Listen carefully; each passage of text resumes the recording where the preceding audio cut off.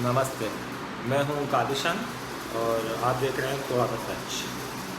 आज हमारा टॉपिक है Mahatma Gandhi, the founder of the nation of India. तो आप लोग सब जानते थे कि जो गांधी साहब थे वो अफ्रीका से आए थे और लोग बहुत तारीफ़ें करते हैं कि अफ्रीका के अंदर उनके बहुत कारनामे हैं और बहुत सारी वजूहत हैं और उन्होंने ये कर दिया, उन्होंने वो कर दिया। लेकिन जो मैं आज बात करना चाह रहा हूँ वो बहुत सारे इंडियन राइटर्स ने लिखा है और कुछ पुराने जो उस दौर के लोग थे उन लोगों ने इस बात से पर्दा उठाया कि अफ्रीका से पहले जाने से पहले वो यूएसए के अंदर थे और यूएसए से उनको वहाँ से बाकायदा निकाला गया। वहाँ पे एक छोटी सी तंजीम थी, तंजीम ने इनको निकाला। उसकी रीज़न ये बताया था कि Gandhi is a great womaniser. इसके बाद वो अफ्रीका शिफ्ट हुए। अफ्रीका के अंदर वो थोड़ा टाइम रहे, वो अपने दोस्त के पास थे, दोस्त के पास उनकी रिहाइश थी। तो एक दिन ऐसा हुआ कि उनके घर को जो है, उनके दोस्त के घर को, तो वहाँ के लोगों ने घेर लिया। बेसिकली वो भी एक वहाँ की एक तंजीम थी, उन्होंने घेर लिया और वही ग्रेट वुमनाइजर का जो खिताब था वो अफ्रीका के अंदर भी आके जारी रहा। अफ्रीका से उनको वहाँ से भगाया गया और फिर वो वापस इंडिया आने के बाद उन्होंने कांग्रेस के फंड के लिए मोतीलाल से रिजू किया और मोतीलाल से बात करने गया। तो उस ज़माने में 50,000 रुपये वो मोतीलाल ने कांग्रेस को फंड में दिए और जिस घर में वो रहते थे वो घर जो है वो कांग्रेस को अपनी मीटिंग्स वगैरह करने के लिए दिया। तो ये जब बात हो रही थी तो नेहरू साहब वहाँ थे। तो गांधी जी ने पूछा कि ये नेहरू क्या करेगा, आप इसका क्या करेंगे? बोले मैं इसको डीसी बनाना चाहता हूँ। तो गांधी ने बोला कि आप नेहरू को मुझे दे दें और हम लोग अपना जो भी होगा वो कर लेंगे। बहरहाल कहानी इस तरीके से चलती रही आगे और फिर ब्रिटिश इंडिया मतलब जो कंपनी थी उसने कोई 2 नुकात निकाले थे और कांग्रेस को जो है वहाँ पे बुलाया था वहाँ पे कांग्रेस को। और उन्होंने जो अपने जो एजेंडा था 2 बातों का वो वहाँ पे डिस्कस किया। तो वहाँ मतलब सारे कांग्रेस वालों ने वहाँ पे मना कर दिया कि भाई हम ये जो बातें हैं वो बातें मुझे मालूम नहीं है कि हम 2 बातों को नहीं मानते। लेकिन पीछे से एक लंबा हाथ उठा, वो गांधी का हाथ था। गांधी ने बोला कि जो भी सूटेबल का नारा लगाया एंड अंग्रेज़ ऑफिसर खड़ा होकर चला गया और जाके बोला कि यार ये जिसने हाथ उठाया था इस बंदे से मेरी मुलाकात करवाओ।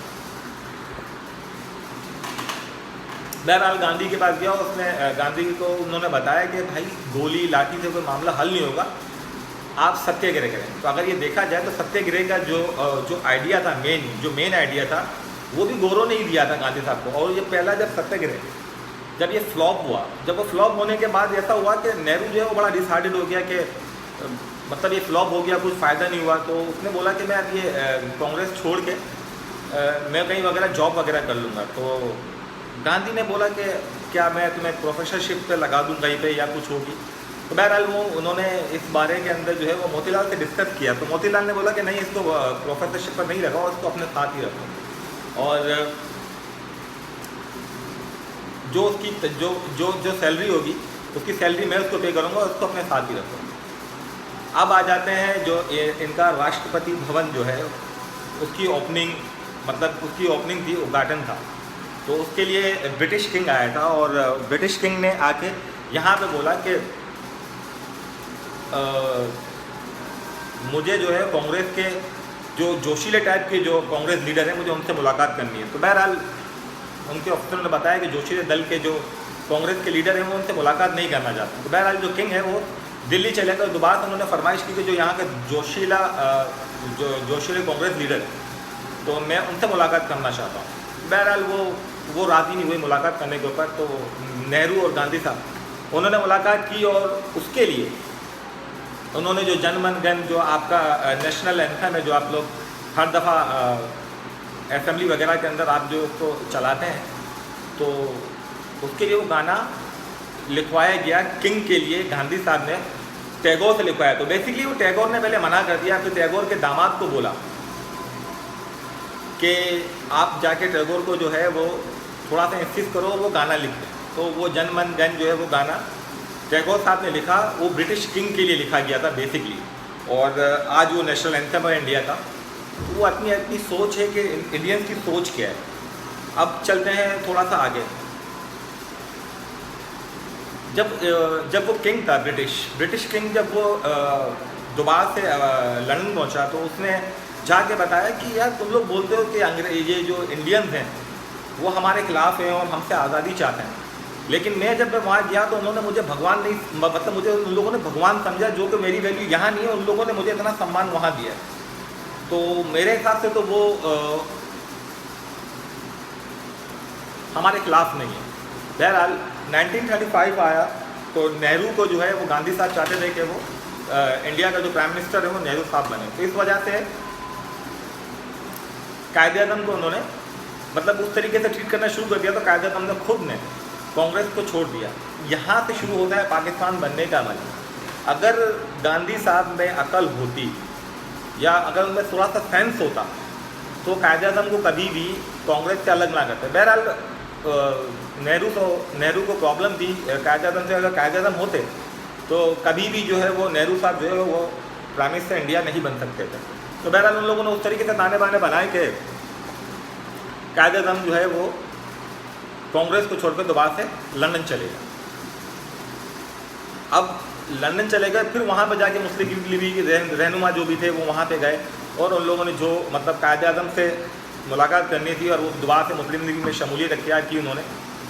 ये मामला तो चलो यहाँ पे हो जाता है। अब आते हैं गांधी साहब की पर्सनैलिटी के ऊपर। कलकत्ता में थे, हाँ कलकत्ता के अंदर गांधी साहब थे और वो थे अपनी यंगेस्ट ब्यूटीफुल वाइफ के साथ। जब इनका बेटा देवदास अपने वालिद साहब से मिलने के लिए गया और तो गांधी ने उनको जो उनके साथ जो औरत बैठी थी उससे ये कहकर मुताकिद कराया कि she is my sweetest wife, जिस पर देवदास ने कहा था कि अगर आप मुझे ये बोलते कि she is my sweetest daughter तो मुझे अच्छा लगता। बेसिकली वो जो स्वीटेस्ट वाइफ थी वो टैगोर की भांजी थी, वो टैगोर की भांजी थी और उनके ताल्लुकात थे। अच्छा, दूसरी ये बात थी कि गांधी साहब जो है वो लड़कियों को एक कमरे के अंदर भरना करके बीच में खुद बैठ जाते थे और किसी ने इनसे सवाल किया कि ऐसा आप ये क्यों करते हैं, तो उन्होंने बोला कि जो मेरे अंदर हवस का जो एक अंसर है वो मैं इन चीज़ों को इतना देख लेना चाहता हूँ कि ये जो अंसर जो हवस का है ये मेरे से ख़त्म हो जाए। अब आते हैं जन मन गण की जो टैगोर ने ये गाना बनाया था। मरते टाइम उससे बोला कि मुझसे बड़ी गलती हो गई कि ये मैंने उस टाइम किसी गोरे के लिए ये गाना बनाया था। तो आप ये खुद सोच सकते हैं। अच्छा, आज के हालात के बारे में बोला कंपेयर टू गांधी तो जिना से अगर हम कंपेयर करते हैं गांधी साहब को तो एल.के. अडवाणी ने जिना की तारीफ की जिसके लिए आरएसएस के पीछे पड़ गई और आरएसएस से पीछे पड़ गई और बड़ा बुरा भला बोला उसके पता नहीं क्या बुरा किया क्या अच्छा किया वो मालूम नहीं। मैंने बोला कि पाकिस्तान बनाने के अंदर सबसे बड़ा किरदार जो है वो गांधी साहब का है। गांधी साहब अगर जिना साहब के साथ जो उन लोगों ने हालात पैदा किए अगर वो हालात पैदा ना करते तो जिना कांग्रेस में ही रहते और वो एक अखंड जो भारत है इनका वो अखंड भारत रहता, क्योंकि जिना अगर मुस्लिम लीग में नहीं आते तो पाकिस्तान बन नहीं सकता। तो अगर देखा जाए तो पाकिस्तान बनाने में जो एक बड़ा रोल है वो गांधी और नेहरू का भी है। उन लोगों ने पाकिस्तान बनाने के लिए अगर मैं बोलूँगा तो बड़ी मेहनत की है, क्योंकि मतलब कायदे-ए-आज़म को उसकी जगह से हटाना और नेहरू के लिए रास्ता साफ करना तो वो कोई आसान काम तो नहीं था। जो अच्छा, मैं इन बातों के अंदर वो नारा लगाना जो गांधी ने और नेहरू ने जो एक नारा लगाया था कि अगर पाकिस्तान बनेगा तो हमारी लाशों पर से बनेगा, इस तरह इस नारे से उन्होंने अपनी आवाम और स्पेशली कांग्रेस के जो लीडर थे उन लोगों को बेवकूफ़ बनाया और क्योंकि लाश किसी की गिरी नहीं और पाकिस्तान बन गया। तो मैं यहाँ पे सलाम पेश करता हूँ मोहम्मद अली जिन्ना साहब को, जिन्होंने पाकिस्तान बनाने के लिए इतना easily mister Gandhi and Nehru साहब को इस्तेमाल किया